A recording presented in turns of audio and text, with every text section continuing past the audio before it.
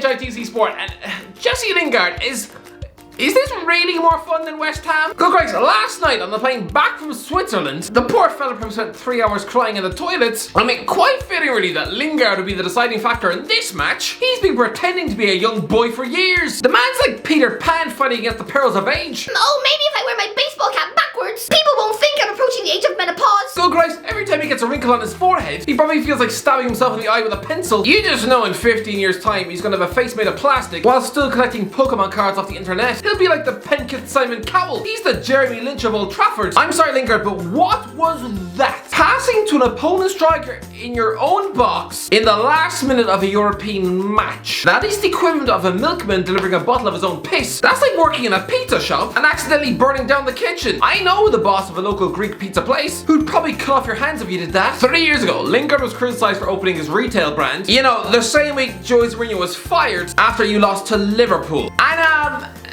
now Jesse Lingard takes control of a Rainbow Six Siege sports team. he doesn't help himself, does he? Bit ironic, the week he becomes a professional gamer, whereas competition will be exclusively nothing but young boys, he then glitches himself as if the Xbox was suffering a stroke. Good Christ, the winning goal was scored right in front of the PS5 advertising boards. I mean, he's now agreeing to play Call of Duty for a living, becoming Manchester's answer to Memulus, and yet here he was getting beaten by young boys. This couldn't have been more fitting. I'm sorry, but in the last minute of a crucial football match, I do not want Jesse Lingard perched on the edge of my box. I'd rather Ted Bundy perched on the edge of my bed. When he switched on and focused, yeah, he's a hell of a player. But in that instant, the man looked like he was daydreaming about what to feed his pet Snorlax on his Tamagotchi. I mean, he was born in 1992, alright? I told you he was old. Lingard's the guy who spent the summer giving Jackmate a tattoo. He gets distracted easily. I mean, the switched on West Ham version with a point of proof, brilliant player, but the distracted bit part Manchester ham sandwich coming to terms with being back on the bench. You really want to rely on somebody who was named after the cowgirl of Toy Story 2. That's not even a little bit true, is it? Imagine a professional football club losing to a team called Young Boys. Yeah, it sounds like a group of depressed beer-bellied plumbers. You know, fathers of 6 who've now got the metabolism of Winnie the Pooh, getting danced off a five-a-side pitch by a bunch of sprightly young 19-year-olds who haven't yet been smacked in the face by life. BioBeth, trying to 600,000 subscribers as soon as possible. If you're new here, if you've never been here before, and you just haven't slapped that red button in the teeth, then I don't know what you're waiting for. Slap that now. Christ, that was very aggressive. Anyway, absolute legends, back into the video. Yeah, I know, this club are the champions of Switzerland. They sound like they should be living in Neverland. This is a club who were formed by 4 high school students, something they dreamt up in the back of French class.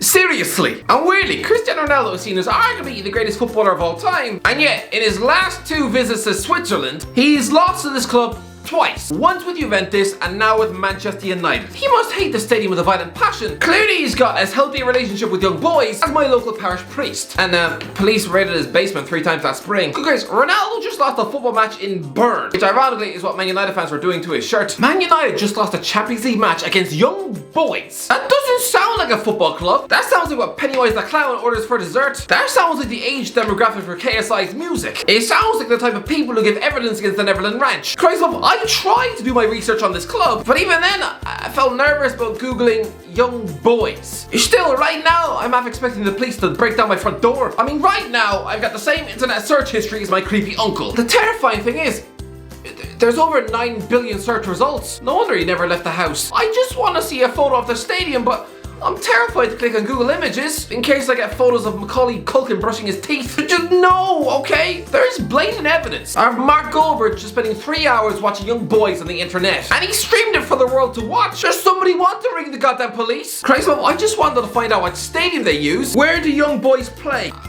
I was half expecting Google to bring up a photo of my uncle's ice cream van. It doesn't help that the answer was this. I mean, Christ love, who's the chairman? The blonde one of the in-betweeners? Honestly, I just want to see pictures of the stadium, but I'm honestly too terrified to start typing the words young boys Wankdorf into Google. My fingers just won't do it. Even the official club website, they don't help themselves. Stadium facts. Can you take a stadium tour? How to buy young boys tickets.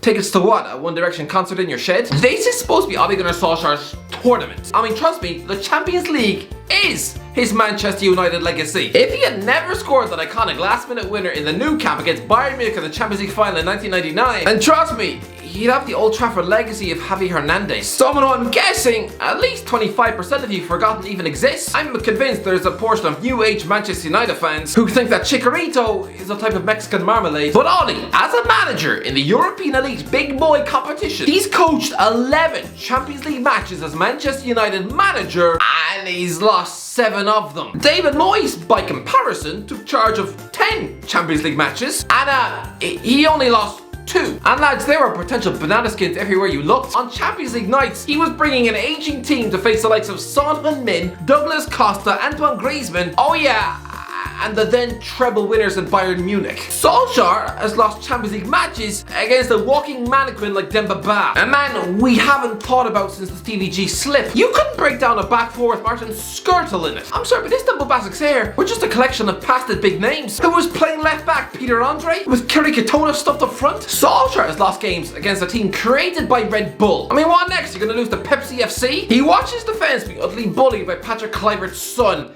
You know, the Dutch Tom Ince. Losing to young boys, it was inevitable. Because last season, RB Leipzig as a club were 11 years old. Istanbul Basaksehir were just 6. Solskjaer has made it a habit of losing against clubs younger than primary school kids. Ironic then that young boys were actually formed in 1898. But to put it in context, the disparity of quality between the teams. Lads, the young boys manager had Alex Yankovic sitting on the bench. Last time he played against Manchester United earlier this year, he was sent off after 82 seconds and watched his teammates lose 9-0. And now he's watching his new, lesser paid teammates being able to win the game. Last season, young boys were losing 3-0 FC Midtjylland. Don't even try and tell me they're a good team. This was amateur hour. Yes, Aaron Wan-Bissaka's red card did not help, but I'm sorry, the other 10 players on the pitch cost a combined £500 million.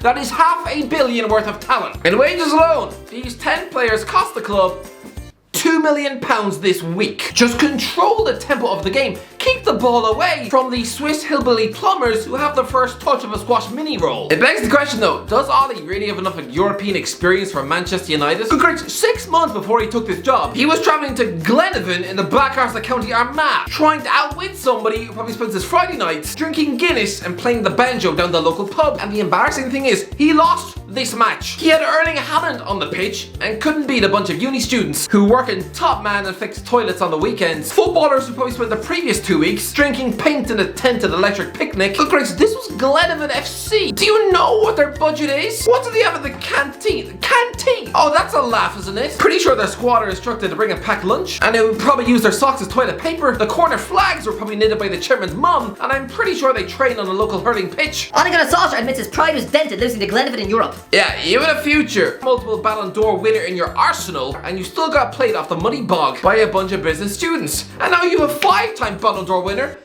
and you're still losing. I'm sorry, but if Romelu Lukaku, a guy who Ole Gunnar Solskjaer discarded like an empty packet of Monster Munch, if he winds up winning the Golden Boot and Premier League with Chelsea this season, while Mourinho finishes top of Serie A with Chris Smalling in defence, another guy who Solskjaer seemed to treat as if he was the greatest Jar Jar Binks, you know, as if he's got mashed potato in his boots. Listen, right now, everyone loves Solskjaer, right? He's doing a great job stabilising the club in the league, right? Lads, I'm sorry, okay? If you give Jose Mourinho the likes of Rafa Varane, Jadon Sancho, and Cristiano Ronaldo, yeah, he's gonna win you the league by 10 points. He had 2 of those players at Real Madrid, and they finished above a Barcelona team whose best player who was scoring a record 91 goals in 2012. They say Jose wrote people up the wrong way. Yeah, sure. He and Ronaldo couldn't stand the sight of each other, but still, working professionally, they utterly ripped Spanish football to shreds. Look at Mourinho's last game in charge of Manchester United. I mean, look at their starting 11. I know, you want to vomit blood all over your shoes. This team sheet should come with a warning for your health. Looking at that back four,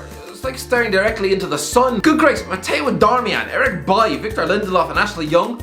4 walking pancakes. Honestly, if I look at that any longer, my eyeball is going to dissolve into soggy yogurt. A midfield of Diogo Dalot, Ander Herrera, Nemanja Matic and Marcus Rashford tracking back. A bench featuring Phil Jones, Antonio Valencia and Mauro Fellaini. These were the tools you gave this man. Mourinho was sacked for the crime of losing to Jurgen Klopp. Yeah, Ollie, he's just lost to Klopp's look-alike. Honestly, David Wagner is just a creepy man. The guy's modelled himself on Klopp to a stalker-esque degree. Good great, the moment Klopp stops wearing glasses, oh that's right, no respect for Wagner either. Klopp must have got laser eye surgery over the summer. Wagner, I wouldn't be surprised if he just rendered himself half blind. After the game last night, wouldn't be surprised if he stumbled into traffic and got slapped in the face by a bus. Most people when they visit the barbers, they ask for what? A short back and sides? This guy, you just know he holds up a photograph of Klopp. David Wagner relishes facing best friend Jurgen Klopp. Jurgen, I wrote you, but you still ain't calling. I left my cell, my pager, and my home phone at the bottom. Honestly, this guy is his very own version of Stan. He even follows him to invade his post-match interview on Match of the Day. Surprised there wasn't Dido singing in the corner. I remember when Huddersfield Town fans used to call this guy the best manager in the Premier League. Sorry, no. That's like saying that the postman from Leicester should be stuffed in England's squad. No, honestly, David Wagner, he looks like he should be working part-time at Butlins. But listen, I remember 3 years ago, Manchester United fans moaned, they complained, because they were forced to rely on a Mara Fellaini header to win them a Champions League match against Young Boys in the last minute. They reacted to that as if Mourinho was single-handedly destroying their football club. Well lads, 3 years later, and you've just lost to Young Boys. Solskjaer's doing well in the Premier League. He did well in the Premier League last season, but there is no denying that in Champions League football, the man's tactics, he's so far out of his depth. David Wagner versus Ole Gunnar Solskjaer. Lads, tactically, he was the Norwegian who looked like a young boy. Anyway, that's it. Just let me know in the comments below, what do you think? Alright, is this an absolute distraction? I don't even need your validation, I know it is. If you enjoyed the video, don't forget to subscribe. As always, I'll talk to you in a while.